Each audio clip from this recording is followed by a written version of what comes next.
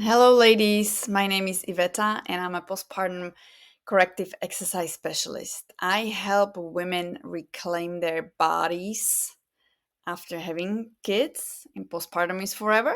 So it doesn't matter when you had your kids. If you feel any discomfort down there, any type of pelvic floor dysfunction, your bladder keeps bossing you around, you feel urgency, you're incontinent, you have diastasis recti, back pain, or hip pain, I can help you teach all that. Okay, so the one thing I teach everyone, whether you're my paying client or not, one thing that will help you get better right away is connecting to your breathing pattern, because we are how we breathe. Okay, and our pelvic floor and our diaphragm are intimately connected together.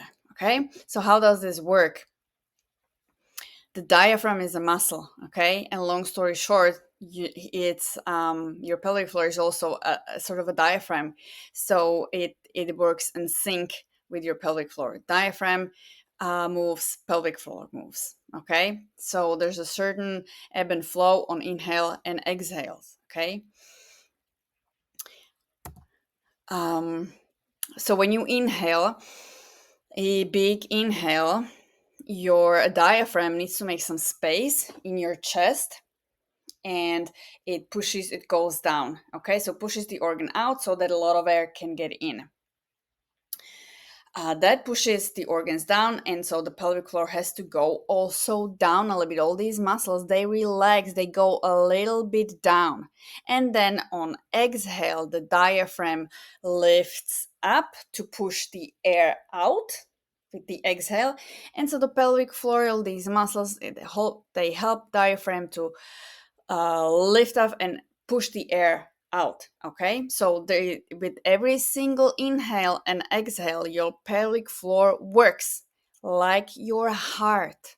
Okay, up and down, up and down. It has a certain level of movement, and we breathe 18,000 times to 20,000 times a day. Okay, so that's how much your pelvic floor muscles move up and down, up and down, up and down. Okay, so if your pelvic floor is stuck either on way down or way up because it's tight, it's gonna lose its function, and it's gonna get weak. Okay, so our pelvic floor muscles do not really have to work. If they work with breathing, we don't have to strengthen them really, if this mechanism is correct. Unfortunately, we haven't ever learned about this mechanism. I haven't when I was pregnant. Nobody teaches this. So we are not in touch with our pelvic floor. I had no idea what my pelvic floor is doing. Was it responding? Was it going up and down?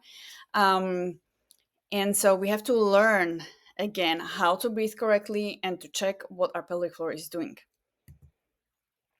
So aside from this movement of the pelvic floor with the diaphragm, the rib cage has to work also. Okay, so we know when you inhale, your rib cage expands, and it expands as a balloon, or like an umbrella expands in a 360-degree fashion. Okay, so that's why when someone says belly breathing, you should do belly breathing, it's incorrect. Okay, because it doesn't emphasize this feature that it should expand all the way like a balloon. Okay, your breath should not be going only into your belly. If it's going only into your belly, your diastasis will never heal, and there will be pressure down on the pelvic floor. Okay,